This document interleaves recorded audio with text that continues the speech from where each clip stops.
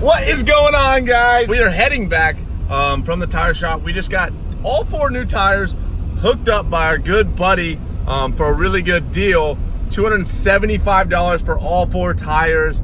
But we're back. Today, I want to talk about something on a serious note. I want to talk about something that was given to me in the Flipping Wheels private Discord group. Someone was like, hey man, can you please explain like how you could evaluate trade-ins? And I don't want to evaluate trade-ins necessarily, but I want to talk about trading up. So I've done this a couple times. There are a couple tips that you need to know when trading up when you buy a car. So if you have something that another person wants, but their item is worth more with cash, but they need your truck or something like that, then you can trade up and you can actually capitalize and make even more money than the item that you traded them. So I'm gonna go back inside the house in just a second, talk a little bit more about that with you guys, and how important it can be, and how you can use it to your advantage to, even if you're gonna make $2,000 on your truck, you can trade it for a sports car that's worth, $4,000. Now you have a $4,000 potential for profit on your item. So I'm gonna go inside in the house in just a second and talk more about it. I'm gonna get off here because I'm driving. Shouldn't even be filming this right now. It's kind of risky. So yeah, I'm gonna get off here right now. I'll see you guys in just a second. All right, boys and girls, we are in our computer. So I'm gonna make this really, really simplified. I'm gonna get real serious, and I really want you guys to understand what I mean by this. And every situation is different, but this is, again, based on my experience in the past and how I was able to leverage things to trade up in the car market or any market that you're wanting to flip your way up. So if someone's offering you a trade and you have your car listed for cash, so your car's listed for $6,000 and someone offers you a trade, you have to understand what they're offering you and is it better than what you already have based on a couple of factors. So I categorized it into 3 different things, very, very, very, very simplified, but I want to explain exactly what I mean by this. So let's just get right to it. Needs versus wants. So I'll give a prime example of when a need outweighed a want and how I was able to capitalize on this. So when I was 17 years old, I always liked fast cars. I always liked fast trucks. But I had and I wish I could pull it up, but I can't find it. It was a green Game & Fish extended cab Z71 truck.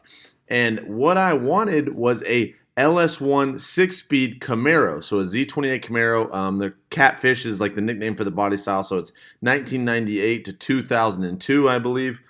So I was looking for one of these. I was hoping to find a family that had a sports car, since it's only, well, technically it has a back seat, but it's not really roomy, it's not really efficient, that maybe was starting a family, and the husband or someone liked hot rods, but maybe he's having a baby on the way, so he needs a truck. So I'm looking, this is 2 months goes by, I'm looking, I'm shooting offers, I'm sending pictures saying, hey, would you be interested in trading my Z71 4-wheel drive truck that is a need for your want, which would be that Camaro? And I had said, no. I understood that the Camaro was valued higher than this beat up truck that I had, but I also knew if I found that right person that was in a weird situation where they're starting a family and they had to have it right away because they're having a baby on the way, or some other thing, they just need more room, they need to haul stuff, they need that 4-wheel drive because they moved out to the country and they live on a gravel road, whereas that Camaro is not that efficient for that. So they're looking for that truck. So what I did was I just messaged everyone for 2 months straight, and I found that person that needs that Z71 Silverado, and I understood that what he had was just a want. He did not need that Camaro for his family. He did not need that for driving down those gravel roads. It didn't make sense. And I knew that if I held out and I kept looking, that I could trade my need for a want. I was able to trade this truck that I paid $3,000 for his Camaro that I sold for $5,500. And that truck honestly probably would have only brought about $4,200 at most. So I traded up essentially. So this is also something that you should understand. This is moving to number 2. So I was able to trade up to make an extra $1,000. Actually, so this is actually moving to step 3 rather than step 2. So I'm going to actually move into this one, and then I'll talk about the second one. So since I was able to trade up and actually basically negotiate my way into another $1,200 or $1,000 profit because that Camaro was valued higher than that truck, I needed to understand the audience for both items. I knew that in my head, that truck would have sold much, much quicker than that Camaro. But there were a couple things that I did to make sure that I was okay, especially since it was a want, the Camaro anyways, rather than the truck that I have that was a need. So you need to understand both audiences. With that truck and living in Arkansas, it was a high volume truck. It was well known, and that audience was absolutely huge.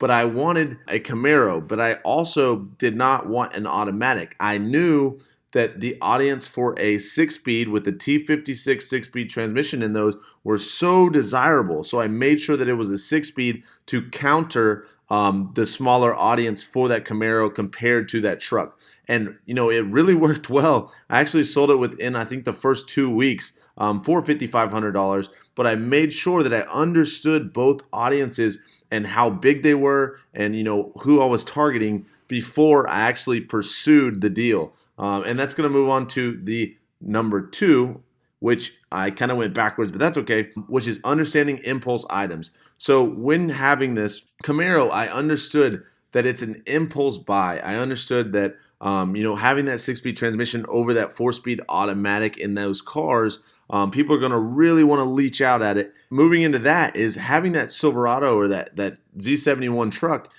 It's not necessarily always an impulse item. It had a bunch of dents. So it wasn't visually appealing. So I didn't think it was going to be an impulse buy for most people because it was that dark green that the game and fish officers use. And it didn't have power windows. It had roll-up regular windows, and it had that vinyl flooring. So there was nothing impulse about it in a sense. Whereas that Camaro had that 6-speed transmission that was actually kind of rare and it stood out. So I knew an impulse buyer would be possibly buying that, whereas that green truck would be simply just a need. There was no curb appeal to it at all. And that's really the 3 things that I look for when learning how to trade up in the car market. Just understand your next audience and understand these 3 steps. It's so important. But I'm actually going to close out this video, the rest of this video, on my cell phone. I hope that video helped you guys. I hope me breaking down these 3 simple steps helped you guys. Honestly, it's worked for me. It's going to work for me in the future, I hope. And, you know, it worked for me when I was 17, and it's worked for Caleb as well and Ricky. But just know your audience, know what's a need, know what a want is, and then know who you're trying to trade to or what item is trying to be traded to you. But I'm going to move back to full screen on my phone and close out this video for you guys. All right, guys, so the image quality is absolutely terrible. It is 11:34, but I just wanted to close that video out for you guys. I wanted to make it, it's kind of cold in my room, that's why I have a hoodie on. But again, it is very important to understand this, but you can capitalize on this absolutely. There's no questions asked. You can actually capitalize by trading up. You've heard of people trading up from a paperclip to an entire house. It's the same concept. Just understand the audience, understand the market, and understand what is trying to be traded to you or you're trying to trade to them or offer them. And they may not see it where you may see something that they can't see. But again, thank you guys so much for watching.